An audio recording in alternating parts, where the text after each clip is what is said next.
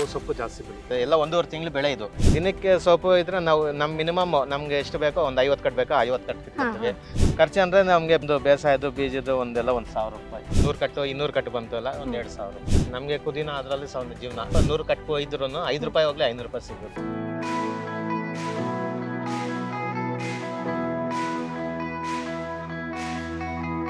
Hi hello ನಮಸ್ಕಾರ, welcome to freedom farming Kannada YouTube channel. ನಾನು Chaitra. So ಸ್ನೇಹಿತರೆ, ನಾವಿವತ್ತು ಚಿಕ್ಕಬಳ್ಳಾಪುರದ ಗಂಗನಮಿದ್ದೆ ಅನ್ನುವಂಥ ಊರಿಗೆ ಬಂದಿದ್ದೀವಿ. ಸೊ ಇಲ್ಲಿ ನಾನು ನಿಮಗೆ ನರಸಿಂಹ ಅನ್ನೋರನ್ನ ಪರಿಚಯಿಸ್ತೀನಿ. ಸೊ ಇವರ ಬಳಿ ಇರೋದು ಕೇವಲ 32 ಕುಂಟೆ ಜಾಗ.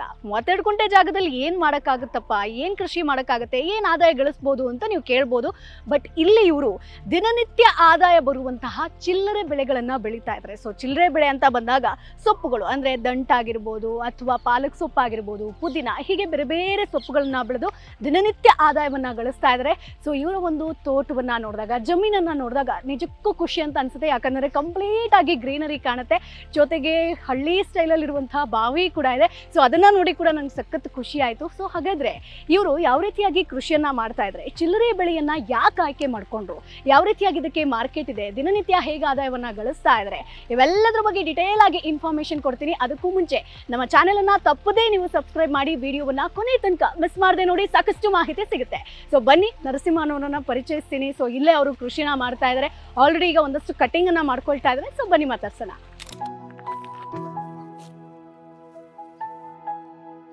ಅಣ್ಣ ನಮಸ್ತೆ.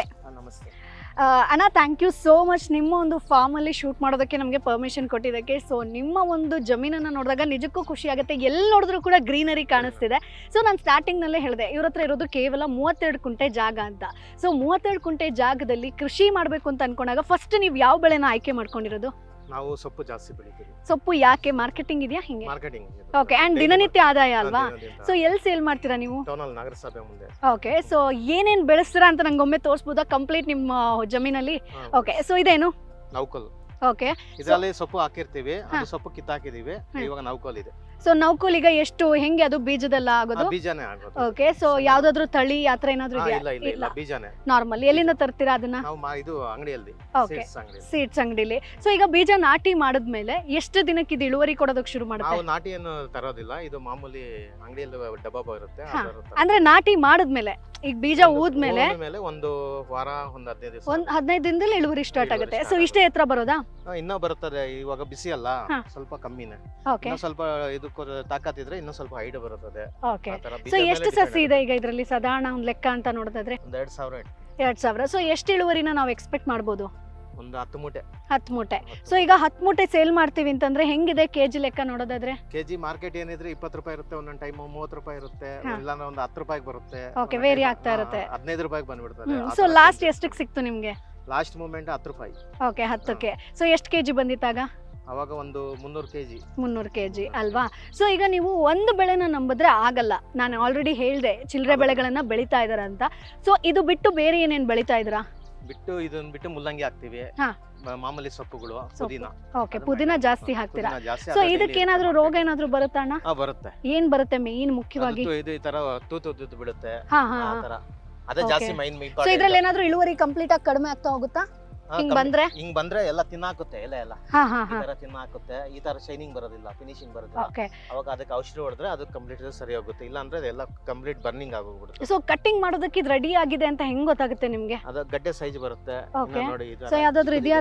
ಇನ್ನ ಯಾವ್ದು ಇಲ್ಲ, ಇಳುವರಿ ಶುರು ಆಗಿಲ್ಲ, ಇನ್ನ ಸ್ಟಾರ್ಟ್ ಆಗಿಲ್ಲ. ಈ ತರ ಇಸ್ ಮೀಡಿಯಂ, ಇನ್ನ ಈ ಸೈಜ್ ಇದೆ. ಓಕೆ, ಆ ಸೈಜ್ ಬರ್ಬೇಕು ಮಿನಿಮಮ್.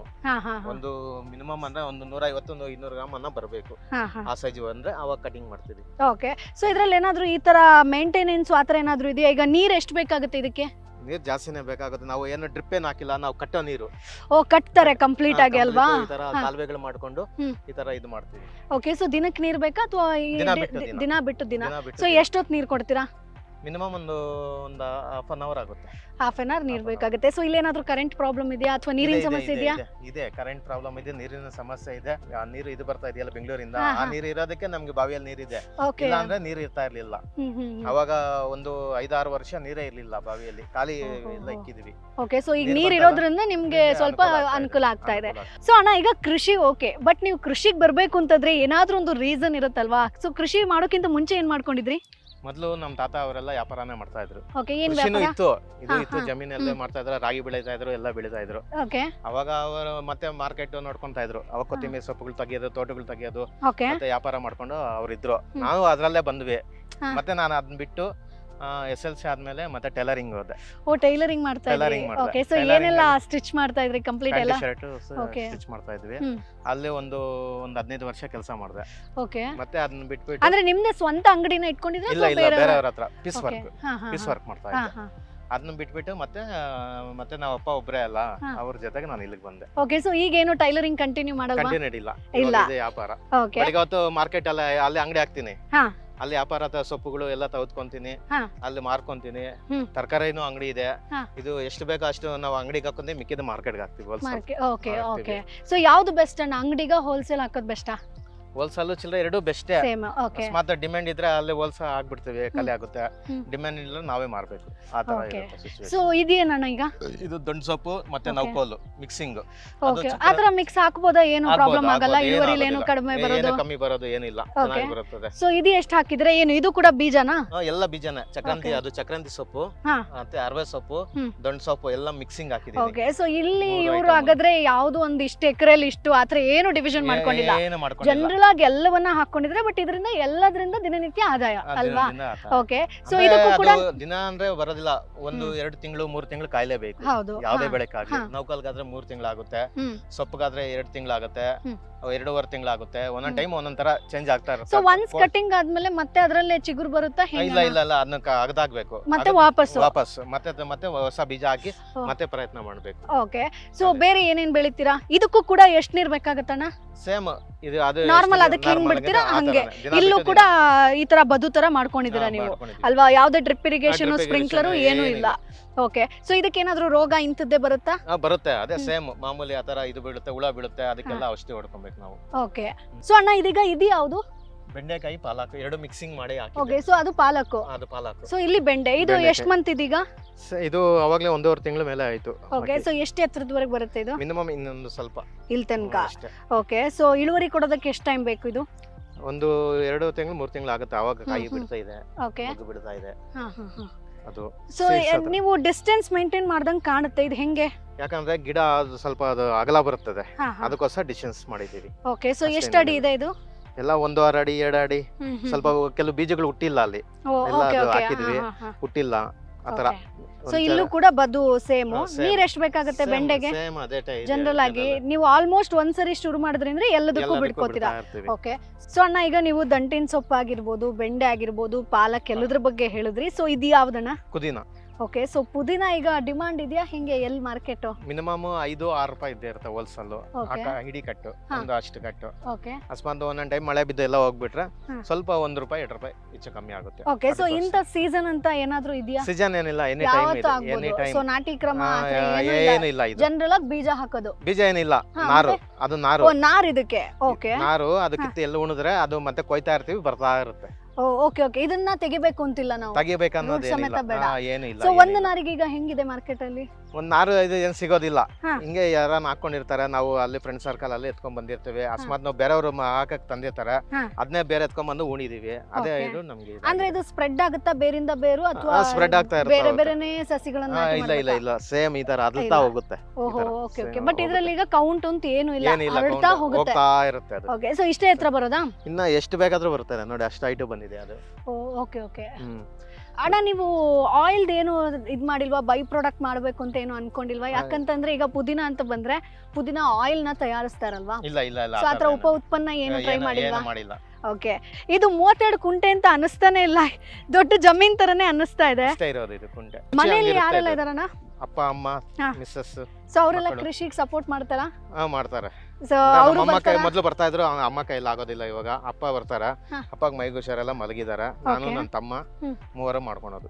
ಓಕೆ, ಸೊ ತಮ್ಮ ಸಪೋರ್ಟಿಗೆ ನಿಲ್ತಾರೆ. ಸಪೋರ್ಟ್ ಅವನೇ ನೀರ್ ಕಟ್ಟೋದು ಎಲ್ಲ, ನಾನು ಹಾ, ಹಾ. ಅಗಿಯೋದು, ಹ್ಮ್. ಬೆಳೆ ಹಾಕೊಡೋದು ನಾನು, ಅವ್ನು ನೀರ್ ಕಟ್ಕೊಳೋದು ಅವನು. ಓಕೆ, ಸೊ ಜಮೀನಲ್ಲಿ ಎಷ್ಟು ಟೈಮ್ ಸ್ಪೆಂಡ್ ಮಾಡ್ತೀರಾ ಅಣ್ಣ?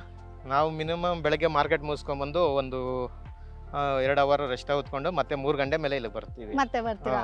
ಬಿಸಿಲು Okay. ಜಾಸ್ತಿ ಅಲ್ಲ, ಹಾ, ಹಾ, ಅದಕ್ಕೋಸ್ಕರ ಹಾ. 3 ಗಂಟೆ ಮೇಲೆ ಬಟ್ ಬರ್ತೀವಿ. ಈ ಬಿಸ್ಲಿಗೆ ಆಗತ್ತಣ್ಣ ಇದೆಲ್ಲ ಸೊಪ್ಪುಗಳು? ಯಾಕಂತಂದ್ರೆ ಈ ಆಗೋದಿಲ್ಲ. ಉರಿ ಬಿಸ್ಲಿಗೆ ಒಣಗಿರೋದ್ ನಾವು ನೋಡಿದೀವಿ, ಒಣಗಿದೆ. ಬಟ್ ಕಂಪ್ಲೀಟ್ ಆಗಿ ಗ್ರೀನರಿ ಇದೆ ಅಂಡ್ ನಮ್ ದೃಷ್ಟಿನೇ ತಾಗುತ್ತೆ. ಸೊ ಚೆನ್ನಾಗಿ ಇಳುವರಿ ಬರ್ಲಿ. ಬಟ್ ಬಿಸ್ಲಿಗೆ ಹೆಂಗೆ?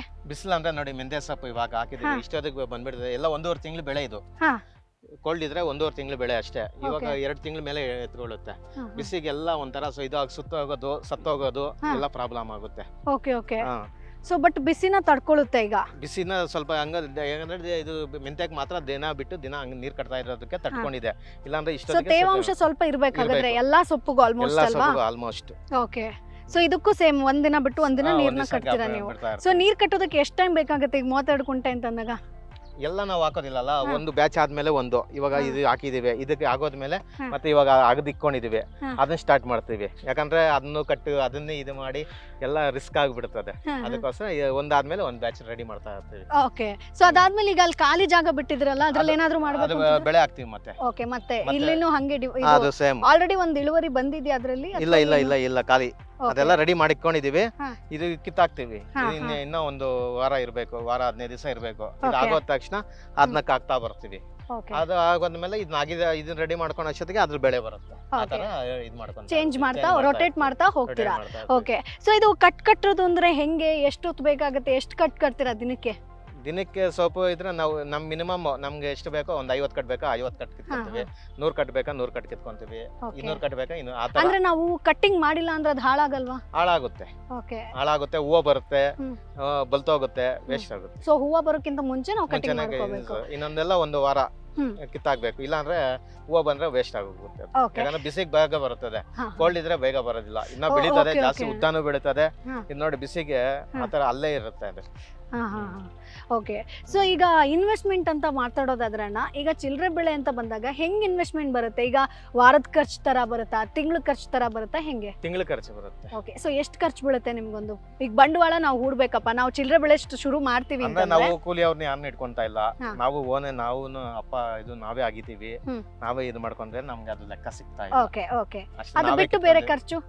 ಖರ್ಚು ಅಂದ್ರೆ ನಮ್ಗೆ ಬೇಸಾಯ, ಹ್ಮ್. ಬೀಜದ್ದು ಅಷ್ಟೇ ಖರ್ಚು. ಸೊ ಎಷ್ಟು ಬರ್ಬೋದು ಒಂದು ಅಂದಾಜು ಅಂತಂದ್ರೆ? ಅಂದಾಜು ಅಂದ್ರೆ ಒಂದು ಬೇಸಾಯದ್ದು ಬೀಜದ್ದು ಒಂದೆಲ್ಲ 1,000 ರೂಪಾಯಿ. 1,000 ಖರ್ಚು ಬರುತ್ತೆ. ಖರ್ಚು. ಸೊ ಈಗ ನಾವು ಪ್ರಾಫಿಟ್ ಅಂತ ಮಾಡಿದ್ರೆ ಎಷ್ಟು ಮಾಡ್ಬೋದಣ್ಣ?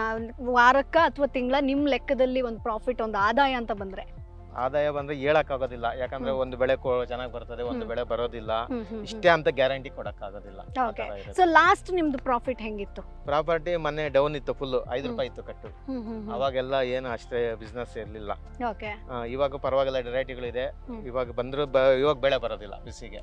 ಕೋಲ್ಡ್ ಇದ್ರೆ ಚೆನ್ನಾಗಿ ಬರ್ತದೆ. ಸೊ ಬಿಸಿ ಇದ್ರೆ ಒಂದು ಬರೋದಿಲ್ಲ. ಈಗ ಬೆಳೆ ಕೈಯಲ್ಲಿ ಬಂತು ಅಂತಂದ್ರೆ ವೆದರ್ ಕೈ ಕೊಡುತ್ತೆ, ಹಾ, weather ಇಲ್ಲ ಅಂತಂದ್ರೆ ಮಾರ್ಕೆಟ್ ಕೈ market ಕೊಡುತ್ತೆ ಕೊಡುತ್ತೆ. ಅಲ್ವಾ? ಆ ತರ ಹೆಚ್ಚು ಕಮ್ಮಿ ಆಗ್ತಾ ಇರುತ್ತೆ, ಏರುಪೇರು. Okay. ಅಕಸ್ಮಾತ್ ಇವಾಗ ಕೋಲ್ಡ್ ಇದ್ದಿದ್ರೆ 1.5 ತಿಂಗಳು ಬೆಳೆ. ಹ್ಮ್. ಮಿನಿಮಮ್ ಅಂದ್ರೂ ಒಂದು 10 ರೂಪಾಯಿ ಇಟ್ಕೊಳ್ಳಿ ಕಟ್ಟು. ಒಂದು ಎಷ್ಟು ಒಂದು 100 ಕಟ್ಟು 200 ಕಟ್ಟು ಬಂತಲ್ಲ, ಒಂದ್ 2,000 ರೂಪಾಯಿ ಹ್ಮ್. ಅಷ್ಟೇ. ಬಟ್ ಇದ್ರಲ್ಲಿ ಈಗ ಬೇರೆ ಬೇರೆ ಬೆಳೆನ ಬೆಳಿತೀರಲ್ವಾ? ಯಾವಾಗ್ಲೂ ಹಾಕೋದಿಲ್ಲ, ಸುಮ್ನೆ Okay.